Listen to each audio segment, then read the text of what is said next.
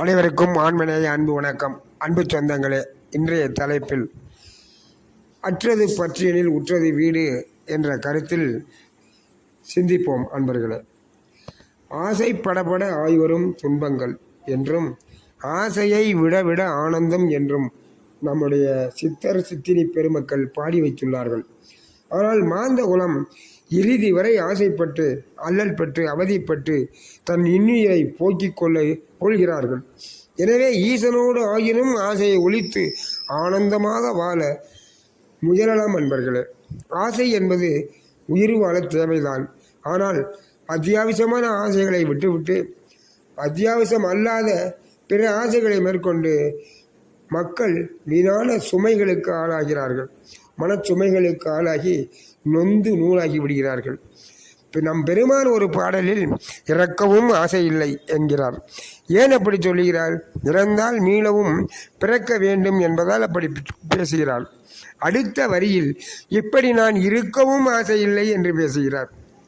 நெடுங்காலம் ஞானமடையாமல் இப்பூமியில் வாழ்ந்து என்ன பிரயோஜனம் என்கிறார். ஞானம் அடையாமல் 120 வயது வரை வாழ்ந்து என்ன பிரயோஜனம்? வீணான வாழ்க்கையாகும் அது.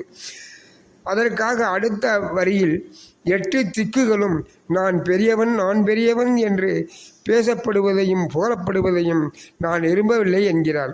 அதற்கு அடுத்த வரியில் விசித்திரங்கள் செய்து, அதாவது சித்து விளையாட்டுகளை விளையாடி புகழடையவும் நான் விரும்பவில்லை என்கிறார். நிறைவாக துறக்கவும் ஆசை இல்லை என்கிறார். இதன் பொருள் என்னவென்றால், உலகினை துறந்து துறவரம் மேற்கொள்ளவும் எனக்கு ஆசை இல்லை என்று பேசுகிறார். மேற்படி துயரங்களையெல்லாம் விட்டுவிட்டு நான் எவ்வாறு தூங்க முடியும் என்கிறார். இதிலிருந்து நாம் புரிந்து கொள்ளும் நீதி என்னவென்றால், உலகவர் அனைவரும் பேரின்பப் பெருவாழ்வடைய வேண்டும் என்பதே ஆகும். அன்பர்களே, இப்பொழுது புரியும் என கருதுகிறேன். நமக்கோ உலகியல் ஆசைகள், பெருமாளுக்கோ உலகவர் அனைவரும் பேரின்பப் பெருவாழ்வு பெற்று நீடூழி இன்புற்று வாழ வேண்டும் என்கின்ற ஆசை. இதில் எந்த ஆசை சிறந்த ஆசை? அற்றது பற்றி எனில் உற்றது வீடு. வாழ்க வாழ்க. அருட்பெரும் ஜோதி, அருட்பெரும் ஜோதி.